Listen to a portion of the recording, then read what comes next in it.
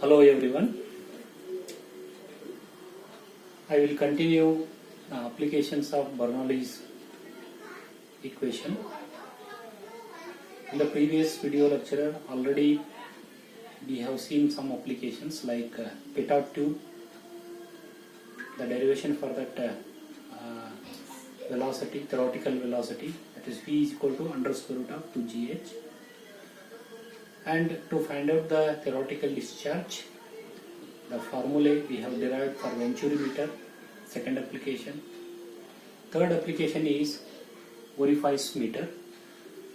This orifice meter, just we will see some details about the construction. The orifice meter, it is also used for to measure that discharge, as in case of the Venturi meter we are using. Same, the purpose is same here also. The construction of this orifice meter is different. How this one? So we have one pipe here. This is a pipe. Fluid is flowing in this pipe. Assume that fluid is flowing in this pipe here. No? Flow here in this direction, and in this direction we are going out.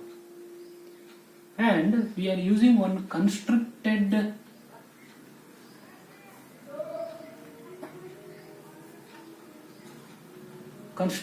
passage. What is that constricted passage? It's a very small hole compared to the diameter of the pipe. Means the diameter of that hole is very small compared to the diameter of the pipe.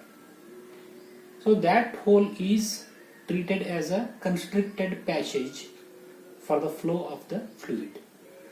How it will be drawn here? It is one just like a plate.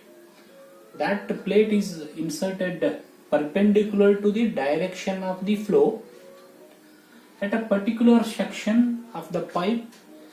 There we want to measure the discharge. So here, that means what I will draw that constricted passage here. It's a very small passage.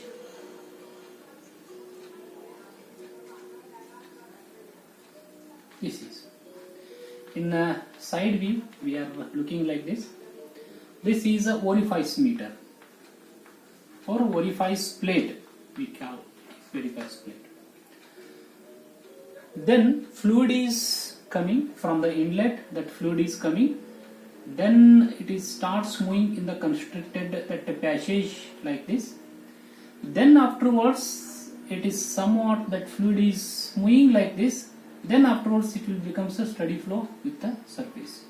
This is the nature of the fluid flow when that sort of orifice plate is inserted in the pipe here. How the fluid is moving in this one, see here. It is coming, the fluid will be, flow will be, that cross-sectional area will be converged, means reduces. Then afterwards reduced that area, cross-sectional area is coming out from the orifice hole. The next one again it is enlarged to the diameter of the pipe here. Next, to apply the Bernoulli's equation, we need to take two sections here. As in case of in case of the Venturi meter, we have taken two sections. One is at pipe inlet, very nearer to that throat, and one is at throat here now, first and second. Here, very nearer to that means of orifice plate, I will take one section. So where that fluid is attached to the fluid that pipe surface here. Here I will take, this is the section 1 here. And next section 2 I will take where that fluid is, after the orifice meter, that fluid is converged. Then afterwards it is expanded here. This area of that fluid flow, where that fluid is, that is constricted, then afterwards it is expanded. This area is called as, this area is called as the vena contracta. because fluid is contracted. Here that fluid is contracted, then it is moving like this here. So that's why this area is called as the vena contracta. The fluid discharge is there in that area is less here. So this area is called as the vena contracta here. In this vena contracta, I will take that section 2 here. In this vena contracta, I will take that section 2 here. But the geometrically knowing the cross-sectional area of the vena contracta or else diameter of the vena contracta, it is very difficult practically. Because it is inside the pipe, we don't know, that means what diameter that vena contracta has been created. So, in our formulae, that is our main aim. That means the section 2 related that geometrical parameters are there, that has to be eliminated. We cannot take practically that parameters. That is our main intention in this derivation here. Then which are the geometrical parameters, we know it, so that in terms of that we can find out that flow rate or a discharge. One is, that is a pipe diameter at section 1, it is the D1 here, cross sectional area is A1 and velocity is V1. The D1 is the diameter of the pipe at section 1, it is a known quantity, diameter geometrically we can know it here. The another one is, this is the orifice hole. The hole diameter is very small, it is very small, that one we can know it. That one we can know it, that means practically or geometrical, because it is a geometrical parameter. So the diameter of that orifice hole is, it will be taken as DO. DO. O indicates it is orifice meter. DO here, and the section of this one is taken as O or a 0. Section of this orifice meter is taken as a O or a 0. Diameter of this one, it is a D0 or DO here, and area is A0, and that velocity is V0 here. But this D0 is there, it is very small than the D1 here, diameter of the pipe here, it's very smaller one here. So next we need to apply the Bernoulli's equation for section 1 and 2 here. Then we have to eliminate the parameters which are related to the vena contracta with some already derived formulae. Finally we are deciding the discharge formula for the orifice meter. That is the main aim of this derivation here. Other things are as usual, as we have done in case of the Venturi meter. The same, it starts with same. So one thing is here is the vena contracta. For this vena contracta is practically not possible to find out the dimensions of the vena contracta. Here we are defining one coefficient. That coefficient help us to, that means replace that parameters related to, that means vena contracta. That coefficient is called as the coefficient of contraction. Coefficient of contraction CC, that CC is called as the coefficient of, it is called as the coefficient of contraction here. What is this coefficient of contraction here? Coefficient of contraction, it is the ratio of cross-sectional area at vena contracta.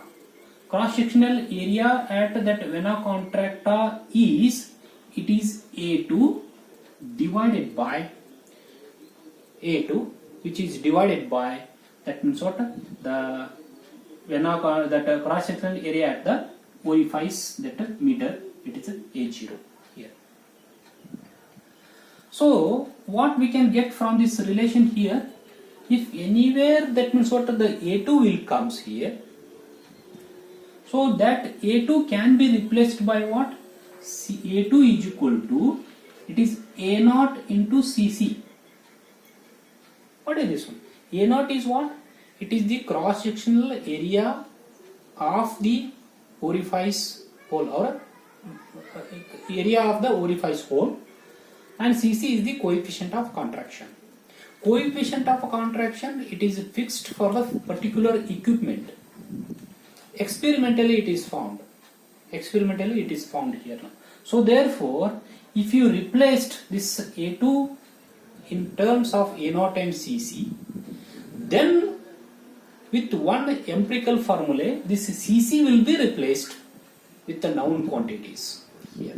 That is the main aim of this the derivation here. This is very, very important to initiate that means of the derivation for the orifice meter here. Now that means what? Now I will apply this Bernoulli's equation for this section 1 and 2 here. So as usual, we are applying the Bernoulli's equation for this here. So that is the phi1 square divided by 2g plus it is the p1 divided by rho g plus it is z1 is equal to p2 square divided by 2g plus it is p2 divided by rho g plus it is z2 here. As we know that differential head, that is a pressure differential head, has to be designated as small h. In the previous some derivations we have seen here. So that one I will make it here, so that as we know it is a P1 divided by rho g minus it is a P2 divided by rho g is equal to h. It is the differential head. This is the differential head, pressure head here. I will make this relation accordingly. And another one, the pipe is horizontal here, taken as pipe is, that is horizontal. If the pipe is horizontal, then Z1 is equal to Z2. So Z1 is equal to Z2 means this Z1, this Z2 will get cancelled. Now I will make this relation P1 minus it is P2 divided by rho g, because I am rearranging these terms here now in terms of differential head. And now whatever it is there, I will write as it is. So therefore P2 square divided by 2g, P2 square divided by 2g, and minus this P1 square divided by 2g. If I take that side, it is minus that is P1 square divided by it is 2g. As we know, this is a differential head. We can write this is h. So therefore h is equal to P2 square divided by 2g minus P1 square divided by 2g. Yeah. So we can simplify this relation again. So that is P2 square minus P1 square is equal to 2gh here. So now that means what call this is equation number 1. I will stop here. And I will continue in the next video lecture. Thank you very much.